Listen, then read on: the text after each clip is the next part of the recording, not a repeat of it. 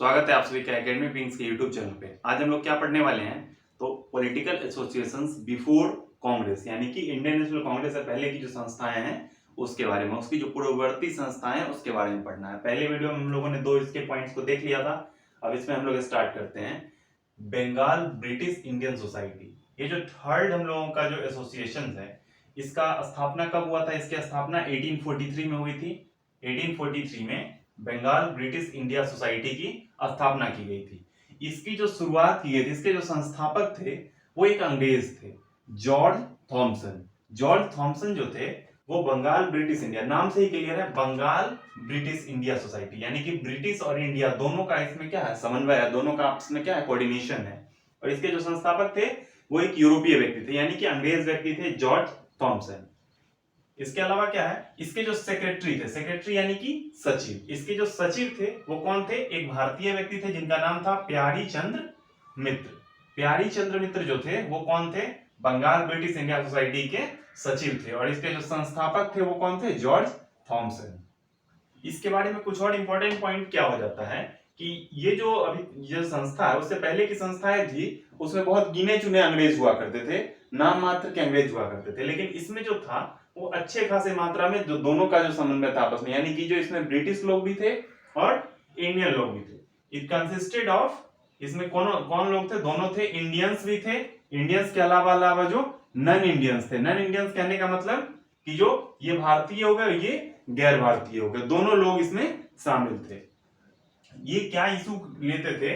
तो फार्मर्स के बारे में चर्चा करते थे, जो कॉमन मैन, कॉमन्स कहने का मतलब जो आम जनता जो है उससे जुड़े हुए मुद्दों को उठाते थे, और किसानों से जुड़े हुए मुद्दों को ये बंगाल ब्रिटिश इंडिया उठाती है। ऐसे बंगाल जो है वो हमेशा से कृषि प्रधान क्षेत्र रहा है, तो वहां पे कृषि के बारे में बातचीत होना लाजमी है।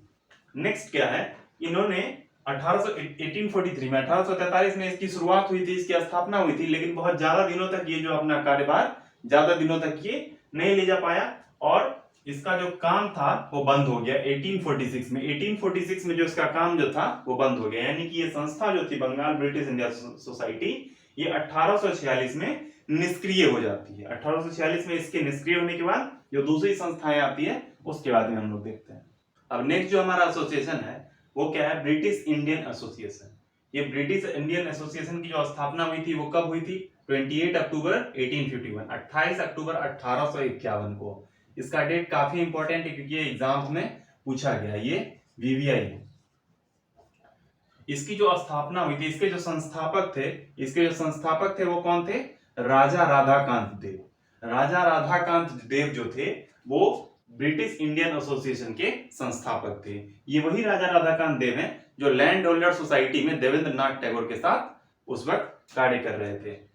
तो ये ब्रिटिश इंडियन एसोसिएशन जो थी ये बेसिकली दो जो इससे पहले की ऑर्गेनाइजेशंस थी उससे मिलके बनी हुई थी। एक थी लैंड होल्डर सोसाइटी, वो वही लैंड होल्डर सोसाइटी जिससे कि राजा राधाकांत देव जुड़े हुए थे, और दूसरी कौन थी? Bengal British Indian Society. ये जो बंगाल ब्रिटिश इंडियन सोसाइटी थी जिसमें कि इंडियन और ब्रिटिश दोनों मेंबर थे, जिसके संस्थापक कौन थे? George Thomson. तो ये दोनों जो संस्था थी, ये दोनों जो ऑर्गेनाइजेशन थी, एसोसिएशन थी, इसको मर्ज कर दिया गया, और इसको मर्ज करने के बाद कौन सा ऑर्गेनाइजेशन बना? British Indian association. ये ब्रिटिश इंडियन एसोसिएशन उसके बाद फॉर्म होता है। कब फॉर्म होता है? 28 अक्टूबर 1851 को। अब इसका जो काम था, ये जो कार्य कर रही थी ये एसोसिएशन, ये बेसिकली आम लोगों के लिए कार्य नहीं कर रही थी। ये जो बड़े बड़े जमींदार थे, जो लैंड होल्डर्स थे, जो समाज के जो पूंजीपति वर्ग लोग जो थे, उनके इंटरेस्ट को फुलफिल करने के लिए, उनका जो काम था, उनका जो इंटरेस्ट था, उसके इंटरेस्ट को फुलफिल करने के लिए, जमींदार के इंटरेस्ट को फुलफिल करने के लिए ये काम कर रही थी। इनका जो वर्किंग था वो बेसिकली इसी को फुलफिल करने को लेकर के था।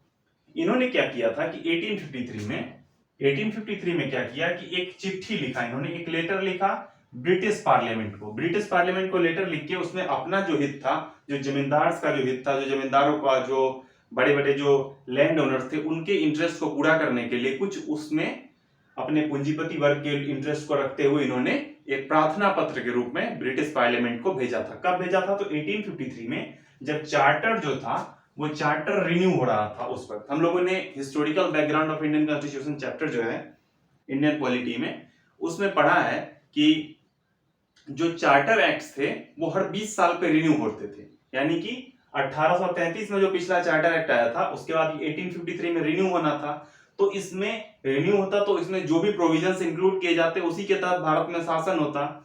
तो इन्होंने क्या किया कि एक प्रार्थना पत्र के रूप में ब्रिटिश पार्लियामेंट को लेटर भेजा और 1853 में चार्टर एक्ट के रिन्यूअल के टाइम पे ये पूछा जाता है कि कौन से एसोसिएशन ने ये सेंड किया था, तो ब्रिटिश इंडियन एसोसिएशन ने सेंड किया था। ये जो ब्रिटिश इंडियन एसोसिएशन है, इसको कहीं कहीं पर हम लोग दूसरे नाम से भी जानते हैं, ये भारतवर्षीय सभा के रूप में भी इसको कुछ जगहों पर जाना जाता है। तो ब्रिटिश इंडियन एसोसिएशन, ये बहुत ही मेयर चांस है कि ये क्वेश्चन पूछा जाए, लेकिन एक इंफॉर्मेशन के लिए है कि ब्रिटिश इंडियन एसोसिएशन को ही हम लोग भारतवर्षीय सभा के रूप में भी जानते हैं। तो इस तरीके से दो एसोसिएशन के बारे में हम लोगों ने इस वीडियो में देखा। नेक्स्ट पार्ट में हम लोग इससे आगे के एसोसिएशंस को कवर करेंगे। Thank you.